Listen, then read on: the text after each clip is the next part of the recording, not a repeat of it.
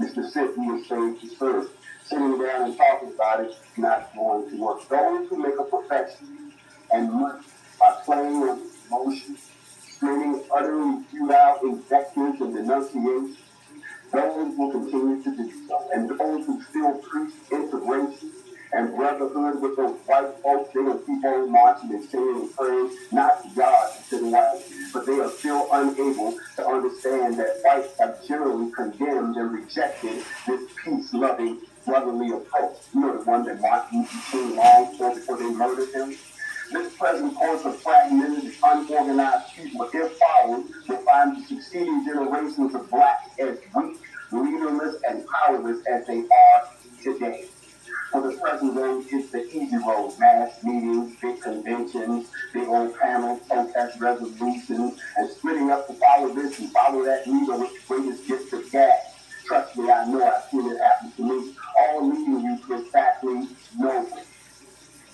But to get down to the hard and the persistent work of actually doing something, oh, now we come to the parting of the ways. You see, because the mere talkers, they're going to retreat, and they're going to get missed.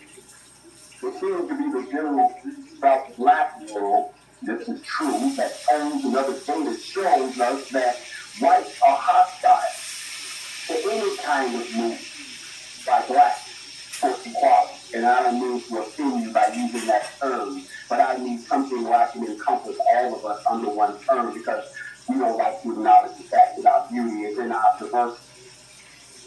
Peaceful, non-violent, or otherwise, they have always reacted in a hostile fashion. And this hostile anti-climate has produced this murdering of us, of every representative that we send forward. All this talk about black power is empty until we begin to make black power a reality in the only way it can be done. And that's by building, step by step, a race organization so great that it will not only be the voice of the united people, but will carry on efficiently an economic development program to the sister banks on other fronts. That's everything we talked about today. Everything, from education to finance to reparations to defense, the entire piece.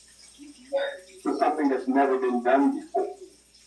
We've never built an organization on one accord, communicating on one accord, when we address the ills for every one of these, because there is no utopian situation, no utopian solution. The task we now face is as a race. You can choose whatever lane you choose, but you're still in the race. They stopped that girl from running in the race with her fingernails in the hair because they said she smoked some weed. Truth of the matter was, they needed to take her out of the race. They didn't even want her in a lane. So whichever lane you have chosen, let that be your lane and stay true to it.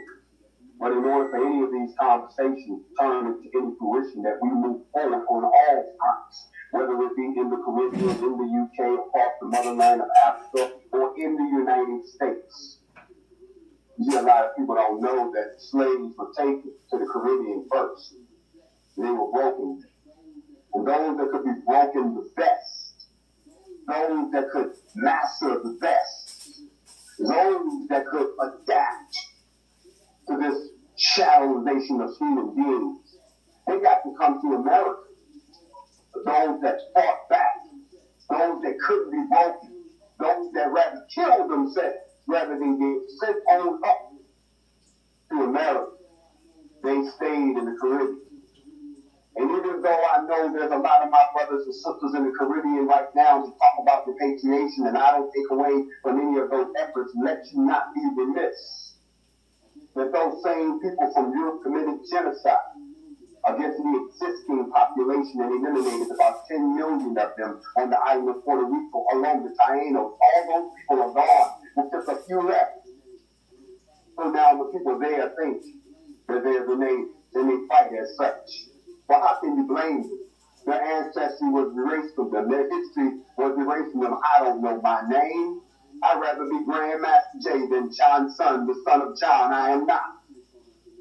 They gave us names and they hid our history from us and they erased our pride from us and they rewrote the Bible for us, and they did all these things to keep us asleep.